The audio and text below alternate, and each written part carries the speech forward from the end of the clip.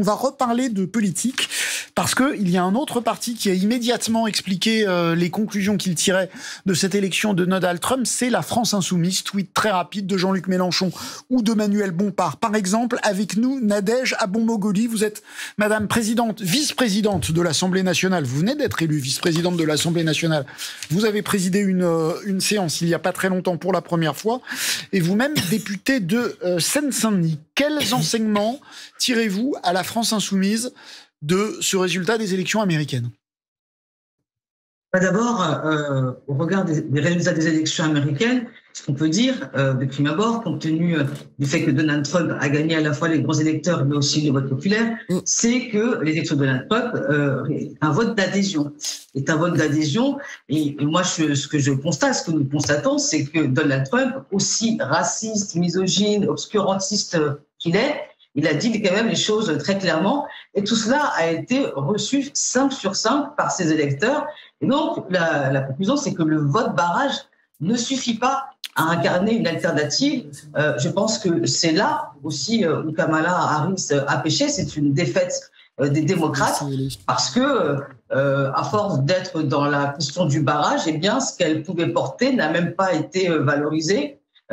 Son projet n'a pas été perçu alors qu'il y avait des espaces pour cela. Et je trouve que ce qui a même été dommage dans sa campagne, c'est que même les avancées de Joe Biden, alors évidemment, toutes choses n'étant pas égales par ailleurs entre la France et les États-Unis où des politiques néolibérales sont à la fois communes aux démocrates et aux républicains, eh bien, il y avait quand même des éléments positifs qu'elle pouvait valoriser, comme par exemple un plan de relance vert, et puis des investissements massifs sous Joe Biden. Et cela n'a pas réussi à le faire. C'est dommage, on a l'impression même que l'idée première, c'était même de séduire un électorat républicain modéré. Or, moi, je pense qu'en politique, il faut dire les choses, il faut les énoncer clairement. Et il y a un espace aux États-Unis pour cela. Mais elle n'a pas su saisir. Alors, vous êtes intéressé par l'espace aux États-Unis, mais à mon avis, vous êtes aussi intéressé par l'espace en France. Est-ce que vous dites, enfin, j'ai la réponse, mais est-ce que vous dites que, bien, pour battre la droite radicale, au lieu d'une gauche ou d'un centre mou, comme l'a été, dites-vous, Kamala Harris, il faut aussi une gauche plus radicale, plus décidée, et que c'est comme ça qu'on gagne? C'est comme ça qu'on gagne. Après, je le redis. C'est comme ça que vous espérez gagner. Pour l'instant, vous n'avez rien gagné du tout. Je ne compare absolument pas les États-Unis et la France, mais ce qu'on a constaté, c'est que Kamala Harris a tenté de transiger.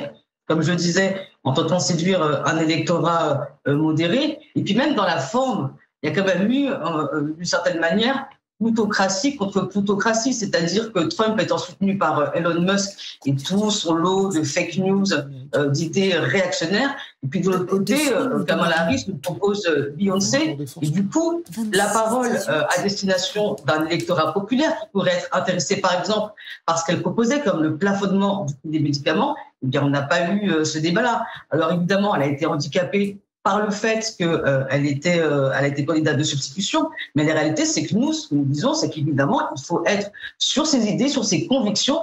Et il est possible d'avoir des majorités progressistes parce que ce qu'on constate, c'est que là où Kamala Harris a parfois perdu dans certains États, eh bien, des votes, par exemple, sur les salaires minimums ou sur la protection du droit à l'avortement ont été acquis. Nous, la conclusion qu'on tire, c'est qu'il ne faut pas transiger, c'est qu'il faut parler clair. Et comme ça, les électeurs peuvent choisir sur un projet très clair. Puis-je vous faire remarquer, alors vous avez raison pour cette fois-là, la candidature modérée ne s'est pas imposée. Il y a 4 ans, en 2020. Il y a 4 ans, la candidature modérée, très centriste de Joe Biden a certainement permis de battre Trump, alors que Bernie Sanders, plus proche de vos thèses, c'était assez douteux. Donc ce que vous dites est vrai. Sanders n'a pas été choisi au sein de... D'accord, mais enfin, la candidature modérée de Joe Biden a gagné il y a 4 ans. Ce que j'essaie de vous dire, justement, c'est que même Biden, en comparaison à Kamala Harris, c'est quand même très, très avancé, en fait, ce qu'il a proposé. Parce que ce qu'on a vu du côté de Kamala Harris, c'est par exemple, sur la question du tout répressif, du tout carcéral, elle n'a pas reculé d'un pas. Elle pouvait aussi être attendue sur la question des armes à feu. Elle n'a pas avancé de ce point de vue-là.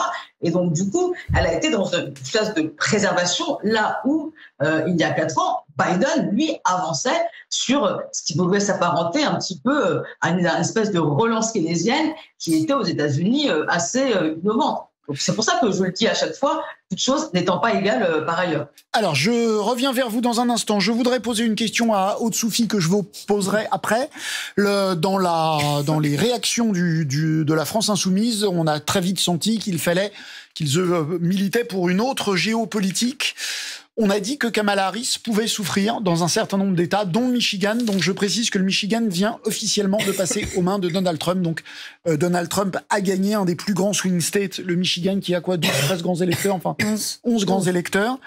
Est-ce que Kamala Harris a souffert dans le Michigan du vote d'une communauté musulmane importante qui, à rebours de ce qu'elle fait d'habitude, n'a pas voulu voter pour la candidate démocrate? C'est assez clair dans les résultats.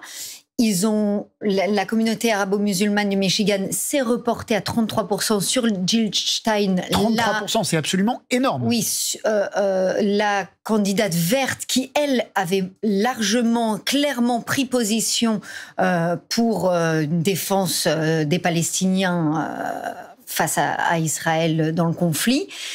Clairement, sur la totalité des États-Unis, Kamala Harris a pâti du manque de fermeté de l'administration Biden dont elle fait partie vis-à-vis d'Israël. Mais ce qui est quand même ironique, paradoxal, c'est que beaucoup de membres de la communauté arabo-musulmane ont refusé de voter Kamala Harris parce qu'elle n'était pas assez ferme vis-à-vis d'Israël et se sont reportés sur Donald Trump qui, lui, a toujours été largement complaisant. On l'a rappelé avec Mathieu Boisseau, que ce soit l'installation d'une ambassade à Jérusalem, la reconnaissance du Golan. Sous le mandat Trump, il a fait énormément de gestes vis-à-vis d'Israël. Pour autant, certains membres de cette communauté ont décidé qu'il valait mieux, pour la punir, voter pour Donald Trump, ce qui est, encore une fois, paradoxal. Madame Abombogoli, vous avez aussi tiré des conclusions en disant, voilà, c'est la preuve que pour gagner, il faut que les États-Unis changent leur vision géopolitique du monde. Moi, je pense que sur la question de la guerre d'Israël en Palestine, il est peut-être, à mon avis, un peu exagéré de penser que ça a fait la bascule. Mais ça a fait la bascule du point de vue de l'apparence de Kamala Harris, du point de vue de ses convictions, de sa capacité, à mon sens, à résister à la doctrine dominante de soutien inconditionnel à Israël. Et c'est ce qu'on juge aussi du point de vue d'un électeur à la personne qui devra incarner la ligne internationale de son pays. C'est-à-dire que Trump, même si il est, pour résumer, très pro-israélien et que du point de vue du massacre à Gaza, il n'aurait pas fait autre chose, eh bien, malgré tout, il incarne peut-être cette capacité à dire, à faire, que n'incarne pas Kamala Harris. Et effectivement, il était peut-être attendu de sa part des moments de fermeté, des moments où on tient des discours pour dire que ce que prend les États-Unis doit être entendu. Parce que, l'air de rien, les États-Unis ont parfois parlé de cessez-le-feu, ont déploré un certain nombre de dérives gravissimes d'Israël, mais finalement, ils n'ont pas incarné ce leadership mondial du point de vue de la recherche de la paix dans le monde. Et en Palestine en particulier. Merci beaucoup. Dernier mot, Haute-Soufie. Je répondais à votre question, mais effectivement, les enjeux internationaux ont été marginaux dans cette élection. Les Américains n'ont pas... Même l'Ukraine. L'Ukraine a été un enjeu économique, c'est-à-dire les Américains ont dit on veut plus que vous dépensiez de l'argent pour les Ukrainiens. Que vous dépensiez notre argent pour les Ukrainiens qui sont si loin et qui représentent une menace, surtout pour les Européens.